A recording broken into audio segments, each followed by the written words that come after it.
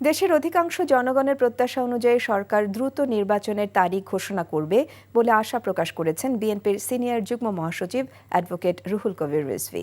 সকালে July August বিপ্লবের বর্ষপূর্তি উপলক্ষে বিএনপির মাসব্যাপী কর্মসূচির ভেন্যু চীন মৈত্রী সম্মেলন কেন্দ্র পরিদর্শন শেষে তিনি এসব কথা বলেন। জুলাই শহীদদের সবসময় স্মরণ ও শ্রদ্ধা করতে হবে বলেও জানান রিজভী। ফ্যাসিবাদ মুক্ত যে নতুন বাংলাদেশের জন্য তরুণ তরুণী সহ শত শত মানুষ জীবন দিয়েছে, যে কোনো উপায়ে তা বাস্তবায়ন করতে হবে বলেও জানান বিএনপির এই নেতা। দেশের অর্থনৈতিক অবস্থা দিন দিন খারাপ হচ্ছে উল্লেখ করে সরকারকে অর্থনীতির দিকে নজর দেওয়ার আহ্বান জানান রিজভী।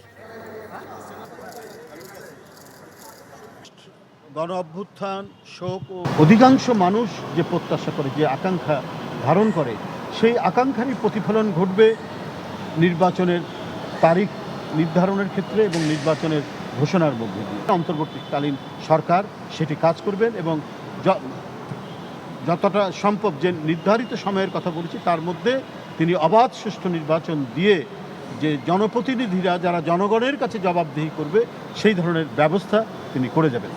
বান্ডেল থাকলে প্রতি সেনমানিতে টাকা বাঁচবে। বিকাশ সেনমানি বান্ডেল কিনে জিতুন প্রতি লেনদেনে।